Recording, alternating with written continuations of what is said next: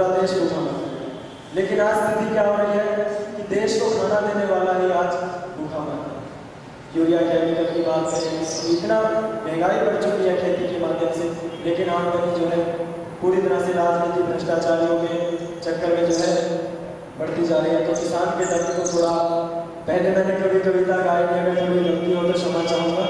छोटा सा मैं किसान हूँ, भूख से मैं मरता हूँ, रोज रोज रो रो करके मैं सोता हूँ।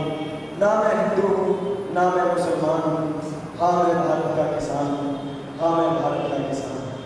सोच सोच के डरता हूँ, रोज रोज मैं मरता हूँ, दूसरों को खाना देता हूँ और खुद ही खाने को तरसता हूँ।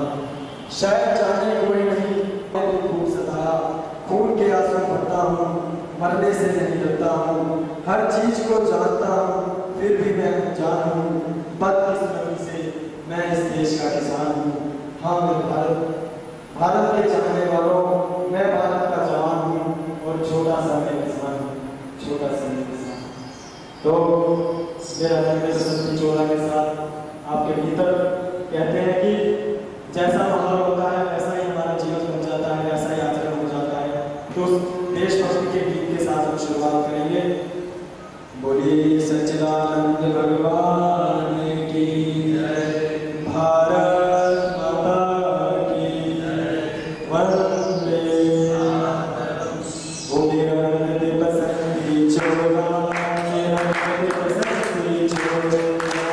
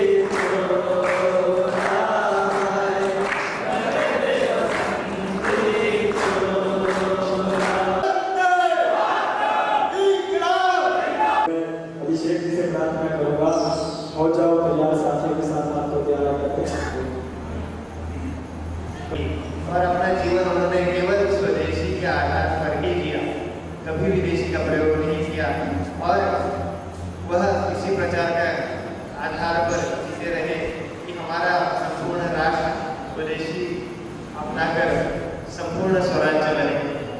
लेकिन उसका सपना हमें पूरा करना है, उनके बाद भी वह सपना मरना नहीं चाहिए। इसलिए हमारा उद्देश्य हमें बिना हुए उसके आगे हमें नतमस्तक होते रहना चाहिए। हम में से कितने भाई हैं जो अभी भी विदेशी वस्तुओं का घरों में प्रयोग करते हैं, स्वयं अपने निजी स्तर पर विदेशी वस्तुओं का प्रयोग करते हैं, डीओ या फिर तेल, वॉशिंग मशीन आदि किसी भी प्रकार के जो है वॉशिंग पाउडर या साबुन के द्वारा विदेशी वस्तुओं का प्रयोग करते हैं। ये तो छोटी सी बात है स्वदेशी की, एक पहलू है स्वदेशी का, यह संपूर्ण परिभाषा नहीं है स्वदेशी की। मन में निश्चय करना है कि सभी ने जो है केवल जीवन में वस्तुओं का ही नहीं, विचारों का और भाषा का भी स्वदेशी का पालन करना है। इसीलिए जो भी हम किसी से विचार विनिमय करें वह स्वदेशी के आधार पर हो, ना कि कोई वेस्टर्न कल्चर के आधार पर हो।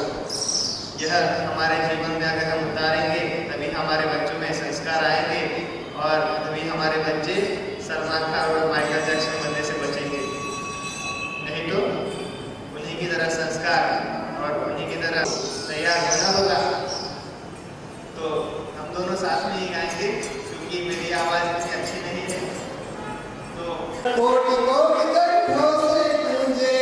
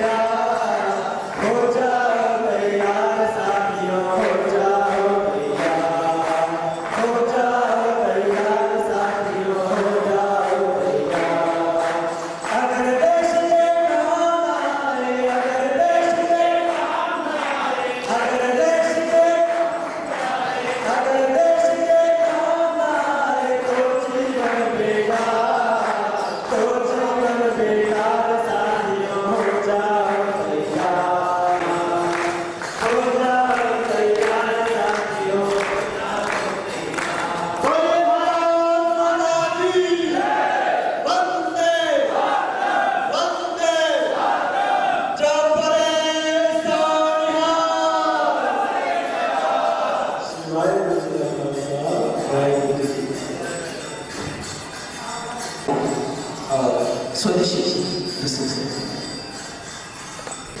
मंत्री विचार प्रस्तुत कर रहे हो, जिसको आगे बढ़ा रहे हैं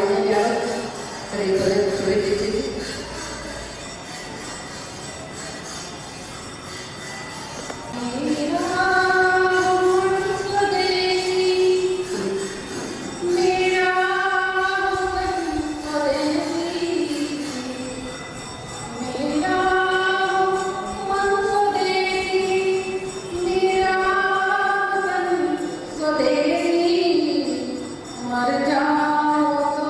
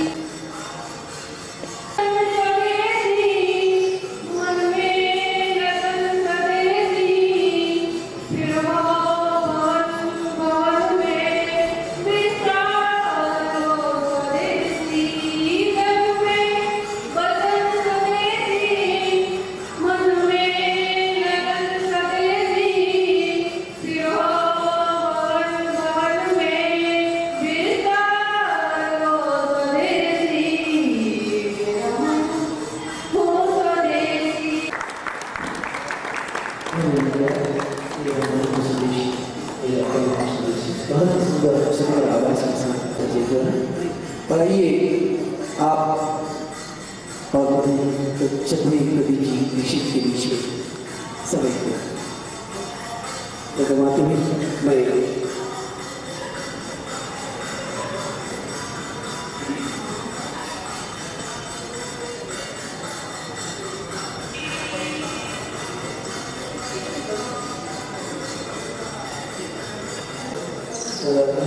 साउंड ये कुछ चलता है। मैं प्रदीप करना मेरा मकसद नहीं, मेरी कोशिश सूरत चाहिए के साथ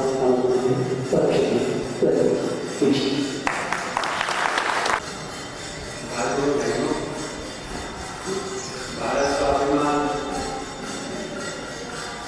पतंजलि योगी और स्वदेश को मानने वाली सभी संस्थाओं के पदाधिकारीगण,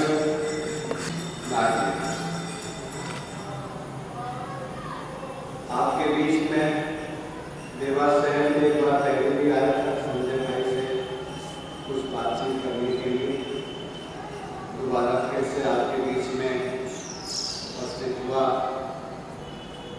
हमारे वकील साहब ने आग्रह किया कि देवास में भी आपको आना है, तो मन हुआ कि आप सबको चल के छोटी बातचीत किया जाए। इसलिए वकील साहब का भी आग्रह कि उन्होंने ऐसा मौका उपलब्ध करवाया कि आप सब राजीव भाई को अच्छी तरह से जानते हैं। कई बार उनके यहाँ व्याख्यान हुए हैं, उनकी सीढ़ियाँ सुनी हैं, उनके काफी लोग उनके साथ में भी रहे हुए हैं, तो अच्छी तरह से उनके व्यक्तित्व और विचार को आप जानते हैं। मैं तो कुछ भी नहीं हूँ उनके सामने, लेकिन बस 5 मिनट में संक्षेप में अपनी बात कह के फिर आगे की बात कहना चाहूंगा। अचानक से राजीव भाई का जाना हम सबको स्वीकार नहीं है, आज हम स्वीकार नहीं है। बहुत सारे साथी जो काफी निकट रहे हैं वो फिर मानते ही नहीं है कि राजीव भाई नहीं है।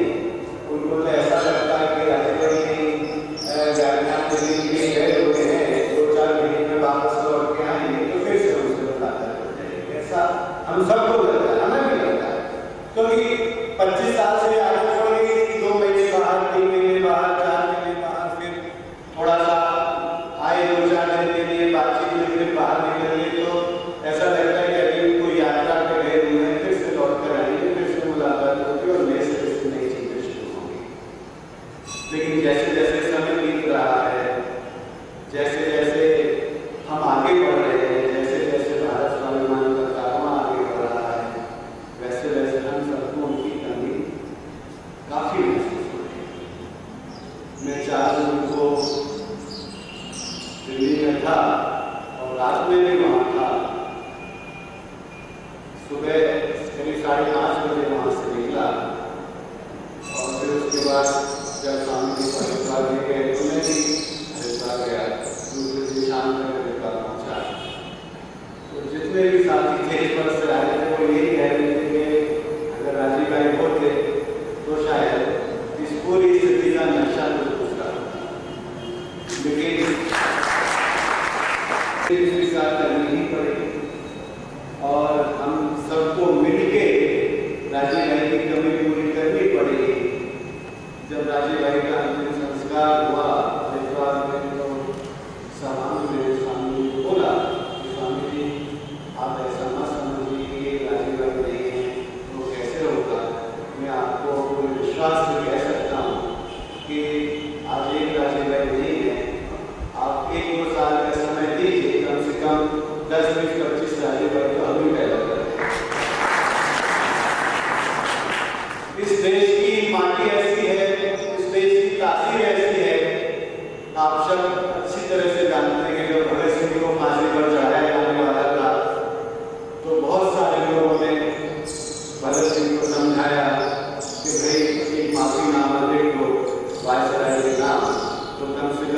लग जाएगी और आप दुगनी ताकत से अंग्रेजों के खिलाफ लड़ सकते हैं। तो भगत सिंह ने भी यही जवाब दिया है कि भैया आप मेरी चिंता क्यों करते हो, इस देश की मिट्टी ऐसी है, इस देश की तासीर ऐसी है कि एक भगत सिंह खत्म हुआ तो 100 भगत सिंह पैदा हो जाते हैं। जो भारत स्वाभिमान की लड़ाई है, राजीव भाई ने जो शुरू की, आपने जो शुरू की है, ये कभी बंद होने वाली नहीं है। एक राजीव भाई नहीं है, सैकड़ों राजीव भाई पैदा हो जाएंगे, उनका स्वरूप दूसरा हो सकता है, लेकिन ये लड़ाई तो लगातार चलनी है और ये लड़ाई लगातार हमें चलानी है। हो ऐसा मैंने उससे सीखा। फिर वर्धा में बहुत सारे साथी इकट्ठे हुए 2 जनवरी को। वहां पे हम लोगों ने छोटा सा गैलरी रखा था, तो वहां पे सभी की चिंता थी कि अब आगे कैसे करेंगे, कैसे होगा, कौन इस पूरी आग को जलाए रखेगा, कौन पूरे देश भर में घूमेगा। तो हम सब साथियों ने मिलकर ऐसा सोचा कि भाई कम से कम एक राजीव भाई नहीं है, हम छोटा राजीव भाई बराबर हो जाए, जो भी कुछ गाड़ी तो हमारी चलने लगेगी। उसी संकल्प के साथ हम लोगों ने ऐसा तय किया। मैं कभी व्याख्यान देने में नहीं निकला आज तक, पिछले 24 वर्षों से राजीव भाई के साथ जिससे पहली घटना हुई और जिससे उन्होंने जीवन में पहली बार प्रवेश किया, भोपाल गैस कांड की दूसरी बरसी थी। भोपाल गैस कांड 1984 में हुआ था। 1986 में, दिसंबर 1986 में उसकी दूसरी बरसी इलाहाबाद में मनाई गई थी।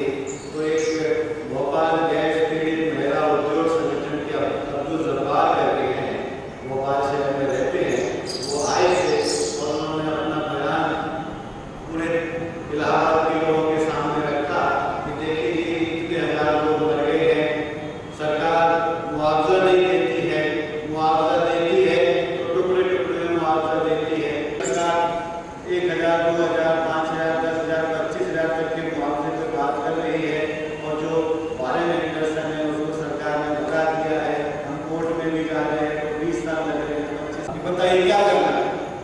अब्दुल जब्बार ने कहा कि हमको गाँव में लड़ाई को आगे बढ़ाना है और इस काम को आगे बढ़ाने में ठीक है, आप चलो कहाँ चलना, मैं चलता हूँ। तो उस समय तो बीएससी के विद्यार्थी थे, तो उन्होंने कहा ठीक है, स्कूल कॉलेज में निकलते हैं। तो 2-3 दिन तो अब्दुल जब्बार साहब के साथ वो हॉस्टलों में निकले इलाहाबाद विश्वविद्यालय के। अब 2-3 दिन में निकलने में उनको ज़्यादा विषय की जानकारी भी नहीं थी, लेकिन 2 दिन में उन्होंने अब्दुल जब्बार साहब से पूरी स्थिति केस स्टडी कर ली भोपाल गैस कांड की। और आपको शायद विश्वास नहीं होगा कि तीसरे और चौथे दिन वो लगातार भोपाल गैस कांड के ऊपर 2 घंटे 2.5 घंटे तक बोलना शुरू कर दिया। तो जो अंदर का उनका एक जज्बा था इसको पकड़ के काम करने का और उसका एनालिसिस करने का, वो शुरू से ही ऐसा रहा। भोपाल में बहुत छोटा था, 12 साल की उम्र थी, तो 12 साल की उम्र में क्या किया जा सकता है, ज़्यादा कुछ तो नहीं समझ में आता था। वो वॉल पेंटिंग लिखना है, दीवारों पर लेखन करना है, नारे लिखने हैं, पोस्टर लिखने हैं, बनाने हैं, रात में छुटकाने जाना है, जितना होता था वो करके हम लोग फिर वापस रूम में जहाँ रहते थे लौट के जाते। यहाँ से उनकी जिंदगी शुरू हुई और अंतिम समय भारत स्वाभिमान की जिम्मेदारी दी, उसको पूरा निर्वाह करते हुए पूरे देश भर में क्रांति सजाते हुए वो अचानक से गए। ये स्पेन एक करीब 24 साल का एक कार्यकाल है उनके जीवन का। उस कार्यकाल में लगभग हर क्षण का मैं गवाह हूँ। ज़्यादा बाहर तो नहीं निकला, लेकिन संपर्क से, फोन से, कहाँ जाना है, कहाँ नहीं जाना है, कैसे जाना है, कहाँ मीटिंग होनी है, कहाँ नहीं होनी, वो सारी जानकारी उसको है। फिर उसके बाद जो उनका पूरा रिसर्च बेस है, जो उनका पूरा डाटा कलेक्शन है, क्योंकि मैं एक ही जगह रह के काम करता था, इसलिए वो पूरा डाटा कलेक्शन मेरे हाथ में से होकर गुजरा। वो चाहे लंदन के आर्काइव्स के डॉक्यूमेंट्स हो या दिल्ली के आर्काइव्स के डॉक्यूमेंट हो या हैदराबाद के डॉक्यूमेंट्स हो, उन सबको लगभग काफ़ी काम किया और इतने दस्तावेज पढ़े कि अब मन तो उसी में रम गया है, उससे बाहर निकलने का मन भी नहीं करता। इसलिए बहुत सारे शासकों ने सोचा कि भाई अब इस राजीव भाई के काम को बंद तो नहीं करना है, कैसे शुरू करें। तो मैंने इतनी जिम्मेदारी ले ली कि भाई जब तक नए साथी तैयार नहीं होते, जब तक नए लोग सामने नहीं आते, तब तक मैं इस प्रभाव को टूटने नहीं दूंगा। ये प्रभाव लगातार चलता रहेगा। राजनीति करना, स्कूल कॉलेजों में जाना, ये श्रृंखला लगातार चलती रहे, ये प्रवाह न टूटे, इस प्रभाव को लगातार बनाए रखें, नई टीम तैयार करते रहें। जब तैयार हो जाएगा तो उनको इस चीज़ को आगे सौंप देंगे और फिर मैं वापस से रिसर्च के काम में लग जाऊँगा। इतना सा सोच के मैं धीरे धीरे निकलने का प्रयास किया है। अप्रैल में तो उनसे चर्चा हुई तो मैंने उनके सामने एक आग्रह रखा कि स्वामी जी, हम सब तो भारत स्वाभिमान में लगे हुए हैं और आपका आदेश सर आंखों पर उनके सारे कार्यक्रम का काम लगे रहे, मैं भी काम कर रहा हूँ। लेकिन राजीव भाई के बारे में कुछ जो उनकी अलिखित किताबें हैं, जो अधूरी किताबें हैं, उनका प्रकाशन करना है, उनकी सीढ़ियों का वितरण करना है और देश देश में पूरे विचार को फैलाना है। इसके लिए हम कुछ एक संस्था बना के या ट्रस्ट बना के काम करना चाहते हैं। स्वामी जी ने कहा बहुत अच्छी बात है, आप करो, इतना सहयोग होगा, हम भी करेंगे और हम लोग तो अपनी तरफ से कर ही रहे हैं और इसमें आपके साथी भी और आप लोग भी जितना तेजी से जुड़ेंगे अच्छा ही होगा और इस पूरे विचार को फैलाने में मदद होगी। तो ये जो स्वदेशी भारत विक्रम हम लोगों ने ट्रस्ट बनाया सेवाग्राम में, उसके माध्यम से राजीव भाई के सारे विचार लोगों तक पहुँचे। उनकी जितनी भी कैसे काम सुनते हैं, सीडी सुनते हैं, उन सबको कंपाइल करके किताबों के रूप में लाया जा रहा है और उनकी करीब 5 अधूरी किताबें हैं अलग अलग विषयों के उस पर। उन अधूरी किताबों को भी पूरा करके उन किताबों को भी प्रकाशित करने की योजना है। तो स्वामी जी ने दी है, उस जिम्मेदारी को हम निभाना चाहते हैं, इसीलिए भारत विक्रम का स्वदेशी भारत विक्रम का गठन किया है। एक छोटा सा कार्यशैली आपके साथ और आगे बढ़ा सके। अब एक दूसरा पहलू भी मैं आपके सामने रखना चाहता हूं। अपने जाने से पहले राजीव भाई लगभग 6 महीने से 30 नवंबर तो हो गए, 30 नवंबर के लगभग 6 महीने पहले से सेवाग्राम में 2 बार उनका आना हुआ, लगभग 8-8 दिन हो गए। आते लोग किसी को बुलाते नहीं थे अपने साथ में, क्योंकि बाकी जगहों पे इतनी भीड़ भाड़, इतना रश रहता है, इतना टाइट शेड्यूल रहता है कि सोचने का समय, लिखने का समय नहीं मिल पाता है।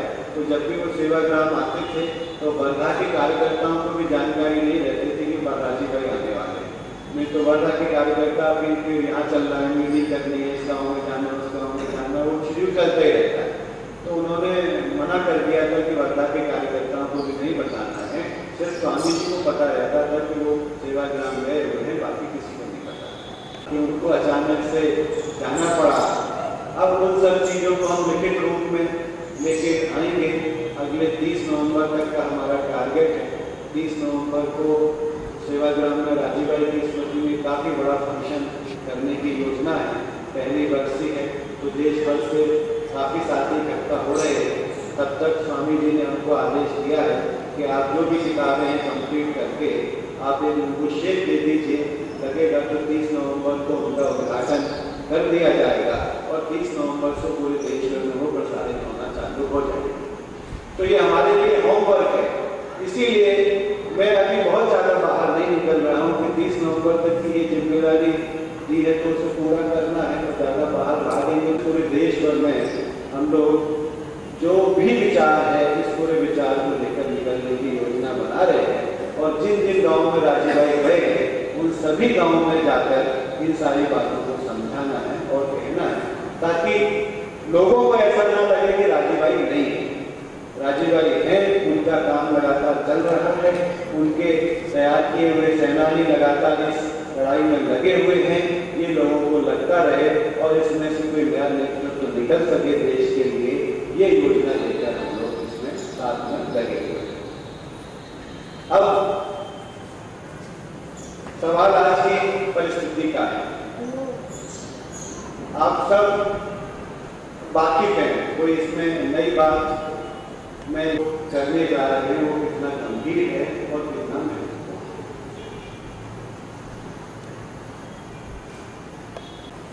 है। इससे हमें इतना तो समझ में आ ही गया कि वास्तव में राजीव भाई जो बोलते थे या परम पूज्य स्वामी जी जो बोलते हैं या दूसरे लोग भी बोलते हैं कि ये गोरे अंग्रेज नहीं काले अंग्रेजों का शासन है, ये सत्य सिद्ध हो गया।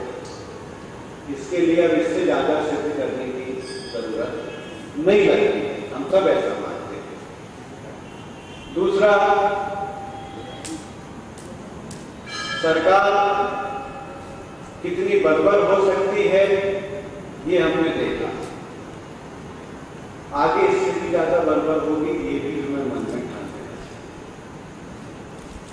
हमको इस उदाहरण में नहीं रहना चाहिए कि हम सरकार की निंदा करेंगे और सरकार हमको छोड़ दें।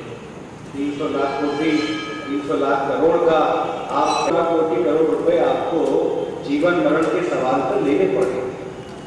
इसीलिए हमें ये तो बिल्कुल भी मन से निकाल देना चाहिए कि सरकार हमको आसानी से दे देगी, बिल्कुल आसानी से नहीं देगी। ये लड़ाई तो हमको लंबी लड़नी पड़ेगी और इस लड़ाई को लंबा लेके जाना पड़ेगा। निराशा नहीं है, कोई द्वंद्व नहीं है। मैं तो मानता हूं कि ये हुआ है, ये पहले शुरुआत है और ये लड़ाई और आगे जाएगी और लंबी जाएगी और भी संघर्ष होंगे। बिना संघर्ष के ये मिलने वाला नहीं है, तय करना है। भले ही वो राष्ट्रीय संपत्ति है, हम उसको बोले कि सरकार की संपत्ति है, वो सरकार के ही काम आने वाली है, लेकिन जिन लोगों जो लोग शासन में बैठे हुए हैं, सवाल ये है कि हम इसके अलावा और क्या क्या इसमें जोड़ सकते हैं। तो मेरा व्यक्तिगत जो मानना है वो मैं आपके साथ शेयर करना चाहता हूँ। उसी के लिए यहाँ पे आया हूँ और पूरे देश भर में निकलना चाहता हूँ। जो राजीव भाई का जो उनके मन में था वही आपके साथ शेयर करना चाहता हूँ। आप सब जानते हैं कि हमें स्वामी जी ने भी बताया, राजीव भाई ने भी बताया कि ये जो व्यवस्था चल रही है ये हमारी नहीं है, ये जो जनतंत्र चल रहा है ये हमारी नहीं है। इसको हम छोटे छोटे इतिहास के 2-3 उदाहरणों से समझना चाहेंगे तो जल्दी समझ में आएगा और अपना साम्राज्य स्थापित करते हैं, व्यापार शुरू करते हैं। वास्को डिगामा नाम का पुर्तगाली नाविक है, वो पुर्तगाल से आता है और केरल में कालीकट का जो समुद्र तट है वहां पर उतरता है। पुर्तगाल से केरल की जो यात्रा उसने किया वो हिंदुस्तान के लिए नया नाविक मार्ग खोजने की यात्रा शुरू करता है। अब उसने जो नाविक मार्ग खोजा उसकी वजह से पश्चिम के लोग, पुर्तगाल के लोग हमारे यहाँ आना शुरू कर देते हैं और उनके आने का एक ही उद्देश्य है कि हिंदुस्तान को लूटना है। इससे अलावा कोई दूसरा उद्देश्य नहीं है, क्योंकि वो जानते हैं कि हिंदुस्तान पिछले 2000 साल से, पिछले 3000 साल से, ईसा पूर्व 2000 साल से और ईसा के बाद 1000 साल से पूरे दुनिया में विश्व का सिरमौर रहा है। उसके पास अच्छा संपत्ति है, उसके यहाँ अपूर्व धन दौलत है, लोगों के पास काफी पैसा है, व्यापार होता है, दुनिया में व्यापार होता है। विश्व के कुल व्यापार में 2/3 से ज्यादा हिंदुस्तान कवर करता है। तो ये सब कहानी उन्होंने सुन रखी है, क्योंकि 2000 साल से व्यापार तो पुर्तगाल में भी होता है, तो उनको मालूम है कि यहाँ प्रोडक्शन इतना है, पैसा भी इतना है। अब यूरोप की हालत तो ऐसी है कि यूरोप में तो खाने को कुछ ज्यादा मिलता भी नहीं है। ये 11वीं शताब्दी में तो इतनी ज्यादा हिंसा है वहां पर। आप सब जानते हैं कि जो ईसाई धर्म है उसमें भी 2 वर्ग हैं, कैथोलिक और प्रोटेस्टेंट। कैथोलिक और प्रोटेस्टेंट भी आपस में इतने लड़ते हैं कि 250, 300, 400 साल तक की लड़ाइयों में आधी से ज्यादा जनसंख्या उन्होंने अपनी खत्म कर ली है। मारपीट इतनी ज्यादा कर ली है, प्राकृतिक संसाधन नहीं है, खाने को रोटी नहीं है, चारों तरफ बर्फ का साम्राज्य है, क्योंकि 8-8 महीने तक बर्फ गिरती है, फसल नहीं होती है, तो करें क्या, खाएं क्या। तो उनको लगा कि अगर ईस्ट वाले लोगों के पास पैसा है, भारत के पास पैसा है, तो चलो कुछ पैसा लूट लाएं। लेकिन समुद्री मार्ग नहीं था, वास्को डिगामा ने खोजा समुद्री मार्ग, तो लूटने के लिए आ गए। वास्को डिगामा पहली बार आया और लूट के गया तो करीब 6 पानी के जहाज उसके साथ गए थे। और उसके बाद दूसरे लोग आए तो उन्होंने भी एक दूसरे से उसके बाद डच आ गए, डच लोगों ने लूट का सिलसिला रखा।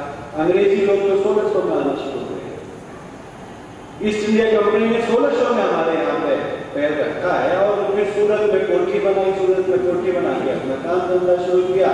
नवाब के पास पहुंचे तो उन्होंने कहा कि क्या करना चाहते, बोले व्यापार करना चाहते। क्यों करना चाहते हो? हमारे पास कुछ पैसा नहीं है, कुछ नहीं है, थोड़ा व्यापार से पैसा कमा लेंगे, अपने घर जाकर रोटी खाएंगे।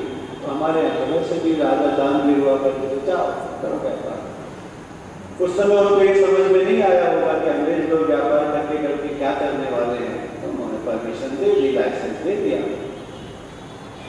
अब हमको समझने की जो बात है यहाँ पे, वो ये समझने की बात है कि हमारी लूट हमारी मर्जी से हुई, किसने जबरदस्ती नहीं लूटा।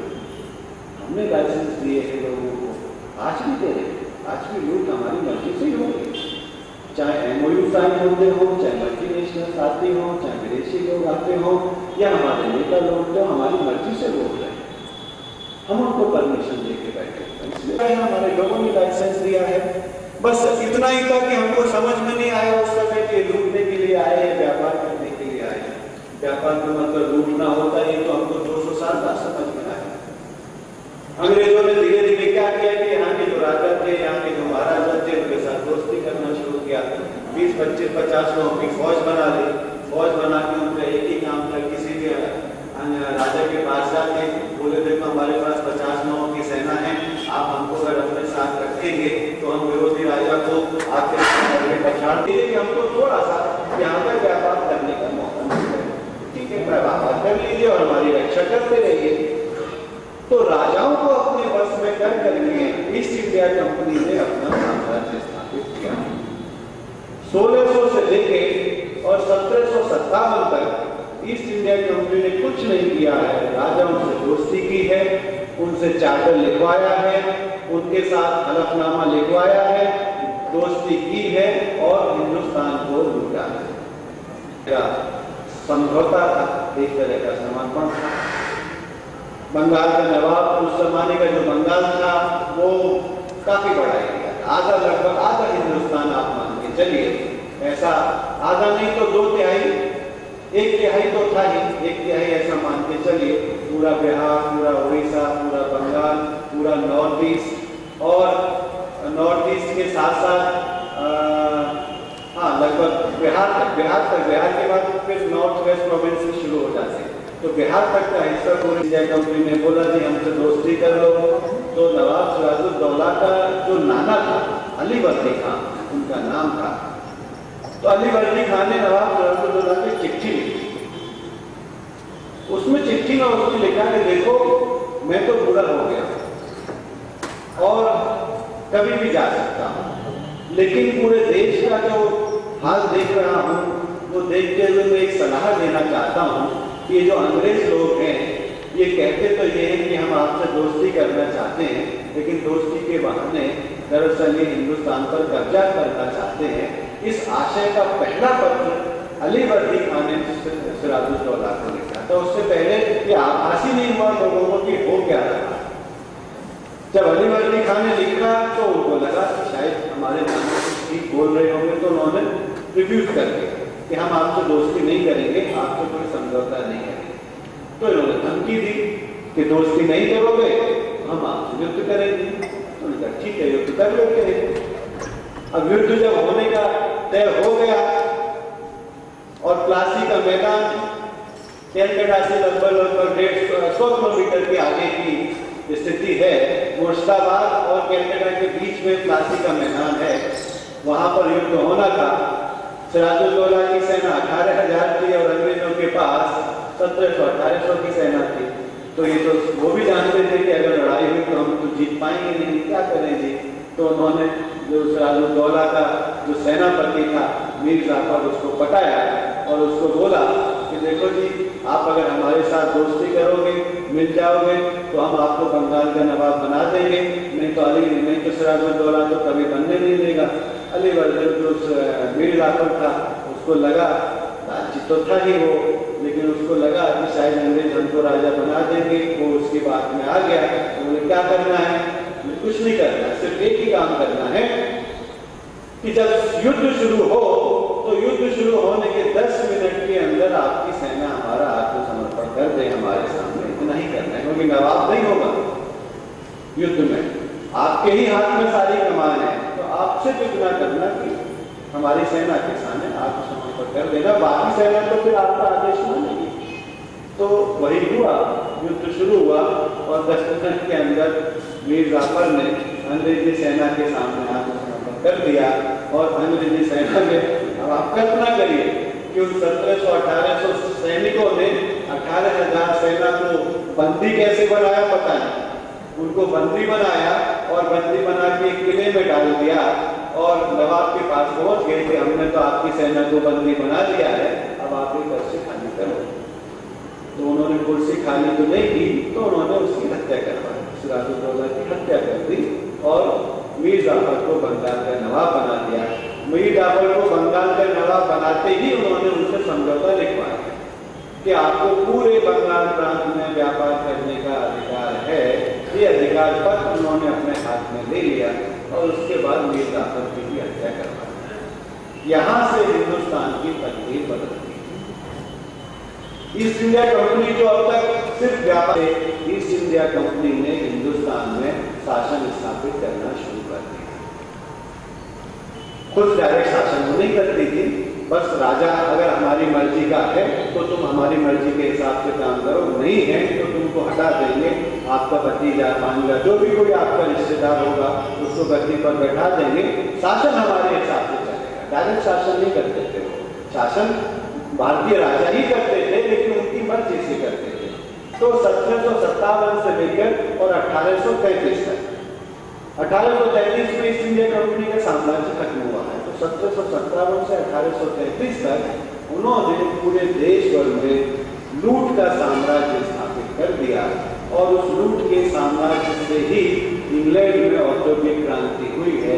ये सारे इतिहास साझा है। मैं आपको ये घटना इसलिए सुना रहा हूं कि जो लूट की परंपरा है वो आज की नहीं, हिंदुस्तान को लूटने की परंपरा कोई आज से शुरू नहीं हुई है, ये पिछले 400-500 साल से लगातार चालू है और आज भी चालू है।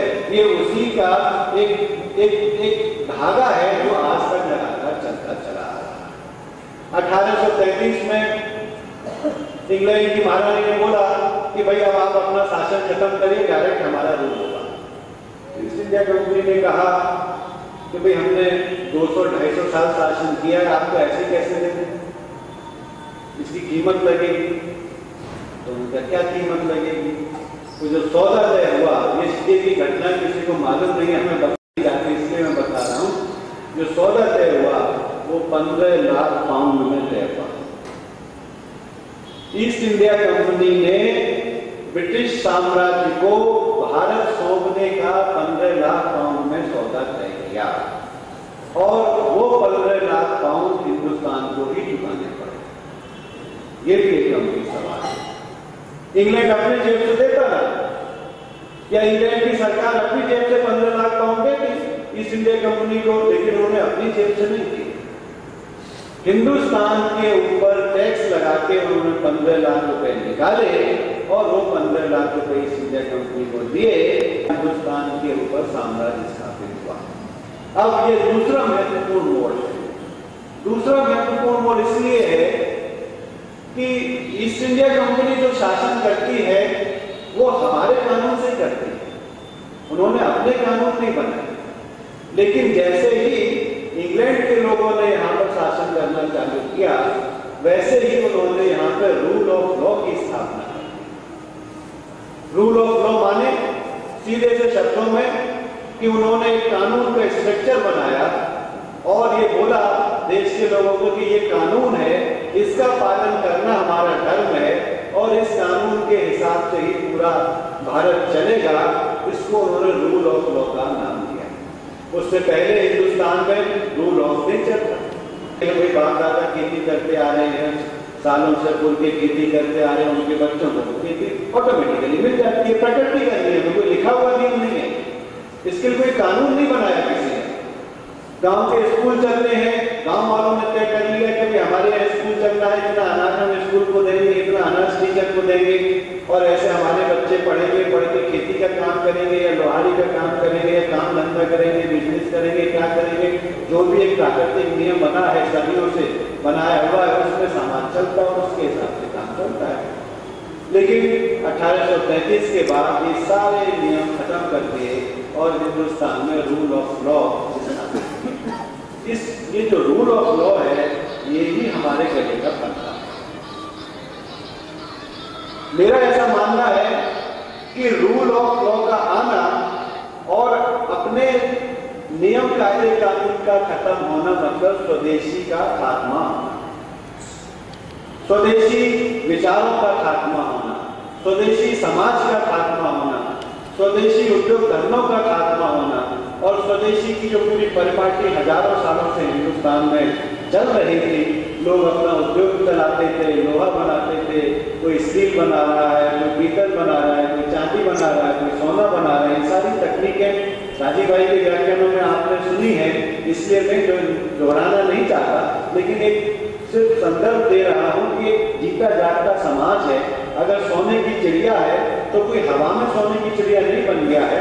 सोने की चिड़िया बनाने वाले धंधे हमारे पास हैं, हमारे पास एक्सपोर्ट है, लोग मेहनत करते हैं, व्यापार करते हैं और जो जानकारी अभी निकल के आ रही है ये साइड में जो निकल के सामने आ रहा है कि वहाँ छोटी छोटी लोहे की भट्टियां भी निकल के सामने आ रही है। जो ब्लास्ट सर्विसेज हैं वो भी मिली है खुदाई में, तो ऐसा लग रहा है कि ये जो लोहा बनाने की तकनीक है पूरे हिंदुस्तान में शामिल है। और एक रफ एस्टिमेशन ये है कि लगभग 10,000 भट्टियां हैं पूरे देश भर में जो लोहा गलाने का काम करती हैं और करीब साल का उस जमाने का एस्टिमेशन है जो आप समझ लीजिए करीब 1.5 लाख 2 लाख टन जो लोहा गलता है पूरा का पूरा एक्सपोर्ट होता है।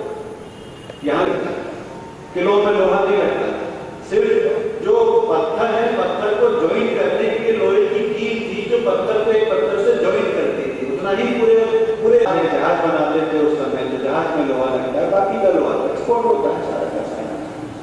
तो ये जो हम एक्सपोर्ट कर रहे हैं, जो सारा काम कर रहे हैं, ये पूरा स्वदेशी तकनीक है। हम सोने की चिड़िया है तो स्वदेशी के आधार पर है, कोई विदेशी के आधार पर नहीं है। और जैसे जैसे हमारा पूरा एक स्वदेशी का स्ट्रक्चर तोड़ा गया है, जैसे जैसे हमारे कानून तोड़े गए हैं, वैसे वैसे सबसे पहले हिंदुस्तान में इंडियन एजुकेशन सिस्टम बना है और इंडियन एजुकेशन सिस्टम का कानून बना है और कानून के द्वारा ये स्थापित किया गया है कि कैलकाटा और कैलकाटा के आसपास जितने भी गाँव हैं उनमें अंग्रेजी विद्यालय खोले जाएंगे और ये अंग्रेजी विद्यालय खोले जाएंगे और जो हमारे यहाँ के गुरुकुल चलते हैं उन गुरुकुलों को बंद किया जाएगा। उसमें देने वाली दान की राशि को कानूनी रूप से अपराधी घोषित करेंगे। अब देखिए रूल ऑफ लॉ है, रूल ऑफ लॉ मैं ये आपको बताना चाहता हूँ कि ये समझे जो रूल ऑफ लॉ है रूल क्या सकता है। कि अंग्रेज नहीं आते तो हम तो अज्ञानी रहते, अंग्रेज नहीं आते तो हम तो पिछड़े रहते, अंग्रेज नहीं आते तो हमको रेल नहीं मिलती, अंग्रेज नहीं आते तो हम ज्ञानी नहीं होते, हम इतना नहीं जान पाते। एकदम मिथ्या है, एकदम झूठा है। सच बात तो यह है कि अंग्रेजों को यहाँ पे जो भी शासन उन्होंने स्थापित किया है वो लूट के लिए ही किया है। इसको मैं 101% ढंग से सिद्ध कर सकता हूँ। कोई और उद्देश्य है ही नहीं, सिर्फ फौज रखनी थी तो पुलिस का कानून बना दिया, पुलिस एक्ट बना दिया। आपको चारों तरफ से घेर के उन्होंने कानून का साम्राज्य स्थापित कर दिया और ये कहा कि जो भी इस कानून से बाहर जाएगा वो अपराधी होगा और जो इस कानून के अंदर रहेगा वो नागरिक होगा। अब यहां हम फंसे, हमको इसमें से बाहर निकलने का रास्ता नहीं मिला। कानून करता है तो भी कानून के हिसाब से ही करता है। अब आपके पास इतनी छूट है कि कानून आपके साथ कानून का वायलेशन हुआ है, आप ठीक है कोर्ट में चले जाइए, अपना वायलेशन सिद्ध कर लीजिए, लेकिन हम तो लूटेंगे। आज भी देखो ना, लॉजिक तो वही है ना। सरकार ने 4 तारीख की रात में जो लाठीचार्ज किया है कानून को अपने हाथ में लेकर किया है, वो गैर कानूनी ढंग से नहीं किया है। उसने पहले काफी लोग जानते होंगे आप में से ये, उसने पहले रात में 10 बजे 10:30 बजे बाकायदा मजिस्ट्रेट को बुला के कानून अपने हाथ में लिया होगा और ये परमिशन दी होगी कि ऐसे ऐसे ऐसे हमारे कानून का वायलेशन हो रहा है हमने इनको इतने की परमिशन दिया था, इतने ज्यादा लोग आ गए हैं, यहाँ पे भगदड़ होने की संभावना है, ऐसा होने की संभावना है, वैसा होने की संभावना है, इसलिए शासन की सिक्योरिटी के लिए हमको ऐसा करना पड़ेगा कि लोगों को यहाँ से हटाना पड़ेगा और ये परमिशन को मजिस्ट्रेट से लेकर आए होंगे, उसके बाद लाठीचार्ज। मतलब कानून सम्मत होकर किया। अब आप कोर्ट में जाते हैं तो चले जाइए।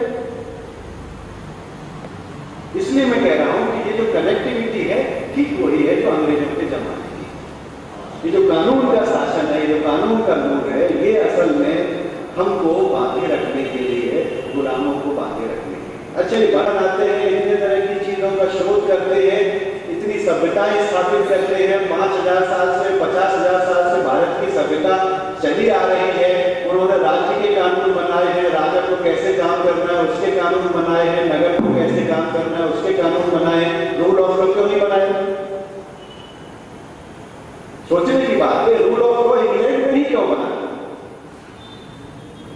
इंग्लैंड में इसलिए बना कि इंग्लैंड के लोगों ने पिछले 1000 सालों से दुनिया के लोगों को गुलाम बनाया है और उन गुलाम बनाए हुए समाजों को, गुलाम बनाए हुए देशों को कैसे कंट्रोल में रखा जाए, उसके लिए रूल ऑफ लॉ का निर्माण। इतने तरह के धर्म है, इतने तरह के मत है, इतने तरह के संप्रदाय हैं, सबको अपने अपने हिसाब से काम करने की आजादी है, छूट है। हमने कोई ऐसा कानून नहीं बनाया, इसलिए हमको रूल ऑफ लॉ बनाने की जरूरत नहीं पड़ी, क्योंकि अंग्रेजों को हिंदुस्तान को गुलाम बनाना था और एक गुलाम देश और एक गुलाम समाज कैसे कंट्रोल होता है वो रूल ऑफ लॉ से निकलता है। इसलिए रूल ऑफ लॉ की स्थापना इस देश में गुलाम होने की स्थापना की निशानी है। सवाल ये खड़ा है, सरकारें हमारी जो काम कर रही हैं, चाहे कोई भी पार्टी की हो, पार्टी का सवाल नहीं है, सिस्टम का सवाल है। अगर वो सिस्टम आज भी लगातार जारी है तो सिस्टम वो मानता क्या है? वो ये मानता है कि हमारे देश के लोग आज भी उसी तरह के गुलाम हैं और उनको उसी तरह से हांकना है जैसे अंग्रेज हांका करते हैं। आपने देखा ना जयंती नटराजन का जो स्टेटमेंट आया है, उसमें कह रहे सिविल सोसाइटी के जो लोग हैं वो 120 करोड़ लोगों के नुमाइंदे नहीं है। 120 करोड़ के नुमाइंदे संसद में बैठे हैं, इसलिए संसद बड़ी है, सिविल सोसाइटी बड़ी नहीं। ये आज भी हुई है। एक बार आपने चुन के भेज दिया तो हम राजा हैं इस देश के, आप प्रजा हैं, आपकी कोई कीमत नहीं, जैसा चाहेंगे वैसा बिहेव करेंगे। ये जो मानसिकता है, ये मानसिकता है। इसीलिए राजीव भाई बार बार मजाक में बोला करते थे कि जो हमारा शासन वर्ग है या ये जो गोल गोल गोल गोल संसद है ना, इसमें अंग्रेजों की आत्मा बसी, इसलिए बोला। इसलिए मैं सिर्फ आपको ये सिद्ध करना चाहता हूं कि जो शासन था वो शासन आज भी चालू है। उसके बाद 1757 हो गया। अब तो कानून से जकड़ने की वजह से लोगों को ये समझ में आ गया कि हाँ अब हम गुलाम हो गए। 1835 तक ये अंदाज नहीं था कि हम गुलाम हो जाएंगे। 1835 तक ठीक है, तो इसको लूट लिया, उसको लूट लिया, थोड़ा पैसा लूट के ले गए, थोड़ा ये कर लिया, थोड़ा वो कर लिया, मार पीट दिया, वहां तक ठीक चलता है। लेकिन 1833 के बाद अगले 20 सालों में देश के लोगों को ये समझ में आ गया कि हम गुलाम हो गए, ये एहसास हो गया। क्या है, ठीक 100 साल बाद जब हमको ये समझ में आया कि हम गुलाम हो गए, तो गुलामी से आजादी पाने की छटपटाहट भी आई, लोगों ने विद्रोह किया।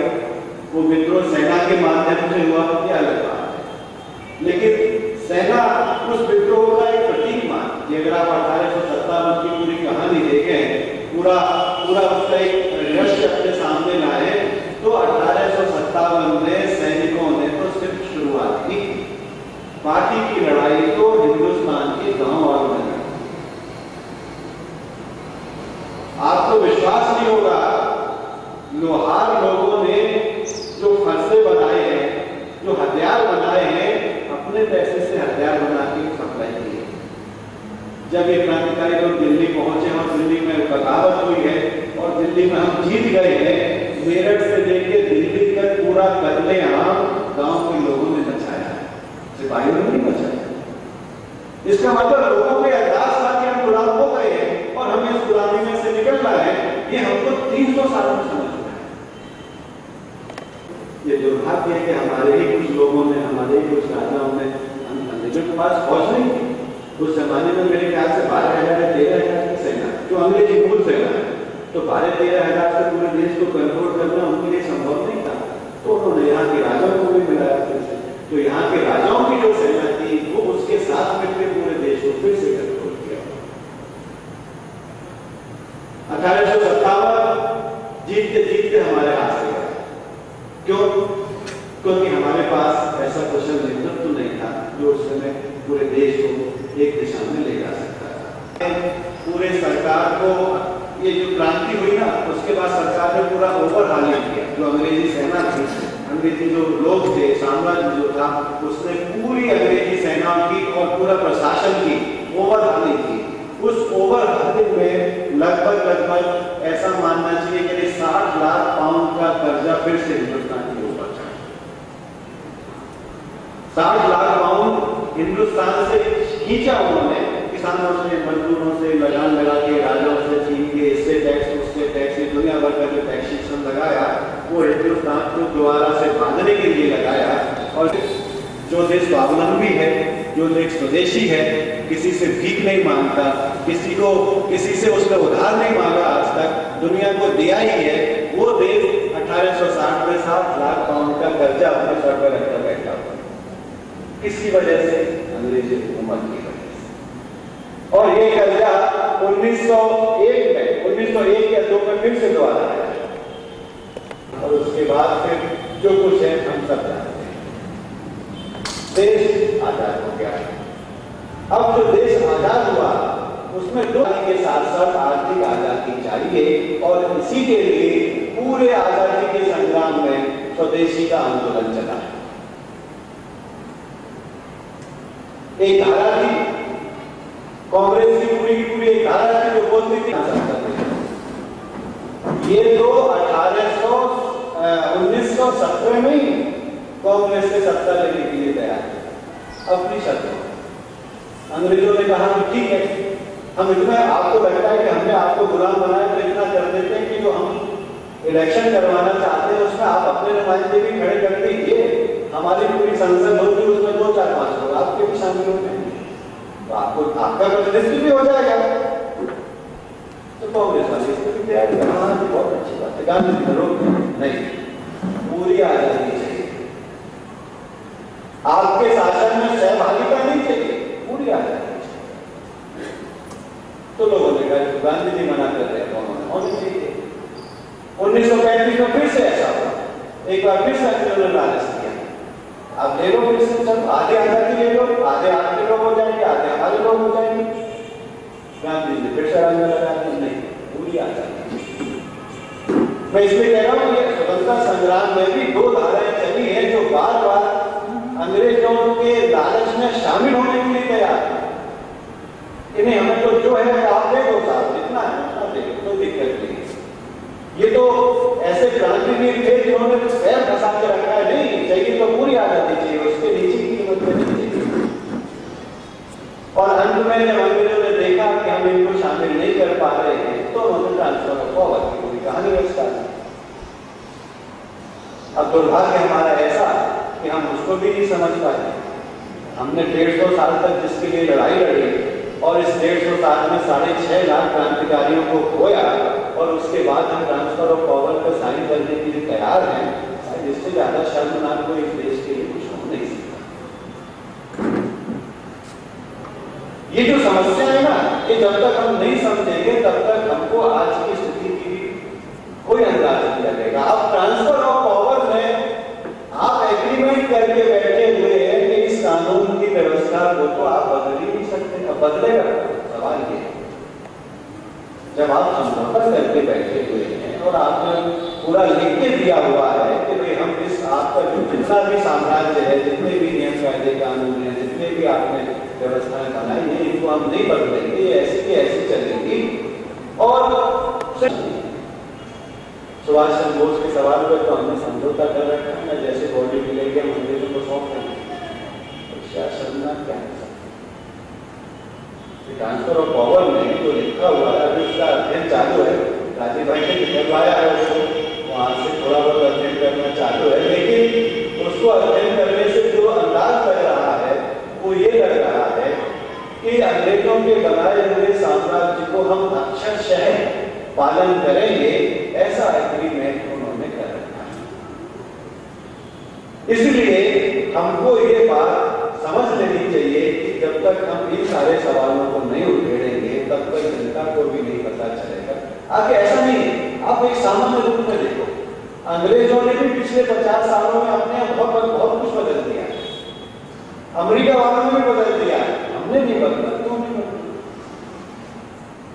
आज हम बदलेंगे तो अंग्रेज हमसे पूछने नहीं आएंगे कि आपने क्यों बदल दिया, लेकिन हम इतने स्वामी भक्त हैं उनके प्रति कि हम बदलना ही नहीं चाहते। आका माना हुआ है, अपना साम्राज्य माना हुआ है, भारत में विलेन की मानेंगे, कॉमनवेल्थ के सदस्य हम आज। तो इसलिए गुलामी की जो निशानियां है, गुलामी की जो मानसिकता है, ये व्यवस्था नहीं बदलने देती। अब भारत स्वाभिमान और हम सब साथियों का एक ही उद्देश्य है कि जो गुलामी की निशानियां हैं या जो गुलामी की मानसिकता है, जब तक हम इसको नहीं बदलेंगे तब तक देश में परिवर्तन नहीं होगा। दूसरे शब्दों में अगर हम कहें तो ये कहना चाहता हूं कि जिस वजह से हिंदुस्तान सोने की चिड़िया था, ये गांधी जी ने किया। गांधी जी से किसी ने पूछा कि आप कैसा चाहते हैं हिंदुस्तान, तो उन्होंने कहा कि लक्ष्य शहर में आपको सिर्फ एक ही बात में कहना चाहता हूं कि जिस माध्यम से हिंदुस्तान गुलाम बना है, जिस नीतियों से हिंदुस्तान कंगाल हुआ है, या जिस नीतियों से हम सोने की चिड़िया से कंगाल भारत बने हैं, उन्हीं नीतियों के द्वारा स्थापित होने से ही हम फिर से सोने की चिड़िया बनेंगे। मतलब ऐसा है कि अगर स्वदेशी के माध्यम से हम सोने की चिड़िया है तो स्वदेशी के माध्यम से ही फिर से सोने का शेर है, और कोई रास्ता नहीं। ये आप ये गांठ बांध लेनी चाहिए। क्यों? अगर आज की नीतियों से 85%, 75% लोग ऐसे हैं जो 20 रुपए से नीचे बसा करते हैं। तो राजीव भाई ने बताया दिया, रिपोर्ट सरकार के सामने आ गई, सरकार मानती है, और कोई माने ना माने, ठीक है, यहाँ का 10% वर्ग है वो नहीं मानेगा इस बात को, ना माने, लेकिन जो यथास्थिति है वो तो देखनी पड़ेगी। कर्जा आपके ऊपर इतना है कि हर आदमी के ऊपर लगभग 4,775 रुपए का कर्जा है। राजीव भाई गए हैं, उनके ऊपर भी कर्जा है। ऐसा नहीं कि बिना कर्जे के चले गए, हम भी जाएंगे तो कर्जा ही है हमारा। जो नए बच्चे आ रहे हैं वो कर्जा लेके गए जा रहे हैं। स्थिति हमारी ऐसी कि हम कर्जा चुका नहीं सकते। 30 लाख 35 लाख करोड़ का आपका सालाना बजट है, उसमें से आप 10 करोड़ 15 करोड़ रुपया बजट जो ब्याज कर्जे का जो ब्याज है उसको चुकाने में देते हैं, कर्जा कहां से चुकेगा? कर्जा चुकाने की मानसिकता क्या हमारी नहीं है, समझ में नहीं आता। ये जो 4 लेन 5 लेन 5 लेन 6 लेन बन रहे हैं, फ्लाईओवर बन रहे हैं, ये कोई बड़ी बात नहीं, क्योंकि आप कर्जा ले रहे हैं इसलिए बना रहे हैं, अपने दम पर नहीं बना रहे। और मैं तो दावे के साथ कहता हूं कि प्रधानमंत्री आप अंगूठा छाप भेज दो, फिर भी ये फ्लाईओवर बनते रहेंगे। प्रधानमंत्री फ्लाईओवर नहीं बनाता। ये जो विदेशी कंपनियां जो हमको कर्जा देती हैं, ये जो मोटर इंडस्ट्री चलती है, वो आपकी फ्लाईओवर बनवा रहे हैं। हमने हमारे लिए फ्लाईओवर नहीं बन रहे, हमारे लिए सड़कें नहीं बन रही है, या नॉट बन रही। हमारे यहाँ जो मोटर कंपनियां हैं या दुनिया में जो मोटर कंपनियां हैं वो 5,000 मोटर आज बनाती है, उनको अगले 10 साल में 10,000 मोटर कंपनी बनाती है, वो चलेगी कहाँ? हवा में थोड़ी चलेगी। इसलिए तो 6 लेन 5 लेन बना रहे, कंपनियां बनवा रही है अपने कार्य चलाने के लिए, हमारे लिए नहीं बन रहा, हमारे लिए कोई विकास नहीं हो रहा। कोई भी योजना है हमारे लिए नहीं, सारी की सारी योजनाएं कॉर्पोरेट बनाएंगे। और जनतंत्र का हाल देखिए, कॉर्पोरेट घराने की साजिश देखिए, या सरकार और कॉर्पोरेट घराने का जो गठबंधन है उसको देखिए। 2G स्पेक्ट्रम सबसे बड़ा हमारे सामने उदाहरण है। 2G स्पेक्ट्रम में क्या हुआ है भाई? जो 2G स्पेक्ट्रम की लाइनें हैं वो टाटा घराने ने 8,000 करोड़ के मूल्य की लाइनें 2,000 करोड़ की खरीदी। 6,000 करोड़ का देश को चूना लगाया, सरकार को चूना लगाया है, तो 6,000 करोड़ में 100 200 500 करोड़ बांट दी। मैं जो कहना चाहता हूँ, ये कहना चाहता हूँ कि ये जो विकास है हमारे लिए नहीं है। आप कितनी भी जीडीपी की बात कर लो, जीडीपी में जो विकास है ये बड़ी बड़ी कंपनियों का है, हमारा कुछ नहीं है। हमारा हमारा विकास होता तो आम आदमी की हालत होती, हमारा विकास होता तो पैसे का डिवेल्यूशन होता। जैसे पैसे के डिवेल्यूशन की मार किस पे? हमारे ऊपर है, कंपनियों के ऊपर थोड़ी, तो डॉलर में ट्रांजेक्शन करते हैं। तो इसलिए हमें इस भ्रम को निकाल देना चाहिए कि ये सारा का सारा खेल हमारे लिए, ये सारा का सारा खेल कंपनियों के लिए। हमारी योजना आयोग बनती है तो कंपनियों के लिए बनती है, हमारा प्लानिंग बनती है तो कंपनियों के लिए बनती है।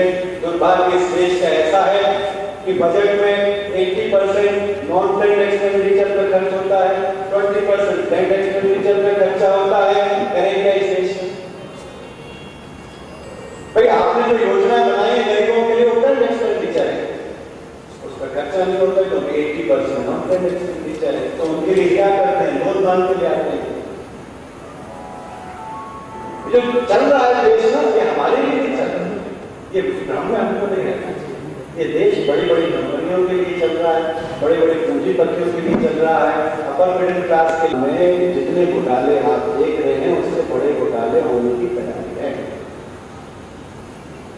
ये जो सरकार कानून नहीं बनाना चाहती ना, लोकपाल नहीं बनाना चाहती, उसके पीछे ये चढ़ रहे हैं। टाटा को अपना साम्राज्य अगले 5 सालों में 50,000 करोड़ से 1 लाख करोड़ पहुंचाना, कैसे पहुंचेगा? सरकार तो चूना लगा के पहुंचेगा, देश को चूना लगा के पहुंचेगा, नहीं तो कैसे पहुंचेगा? आप बताओ ना। हमारे पास इतना प्रोडक्शन नहीं कि हम एक्सपोर्ट से पैसा कमा रहे हैं, मैं सच बता रहा हूं। हिंदुस्तान का जो एक्सपोर्ट है आज की तारीख में, वो एक्सपोर्ट 0.2% का है। अब 0.2% के एक्सपोर्ट में हम कुछ नहीं कमा रहे हैं, उसकी वजह इंपोर्ट हम ज्यादा कर रहे हैं, तो एक्सपोर्ट अर्निंग्स हमारी कुछ नहीं है, डेफिसिट में चल रहा है ना हमारा तो सारा खेल। तो इसलिए एक्सपोर्ट से ये फायदा नहीं हो रहा, आप ये भूल जाए, ये फायदा हो रहा है सरकारों को चूना लगा, देश को चूना, सरकार मतलब देश को चूना लगा, देश को चूना लग रहा है। इसलिए इनके साम्राज्य खड़े हो रहे हैं और उन्होंने कानून नहीं बने। पार्टी फंड देते, पार्टी फंड में देते।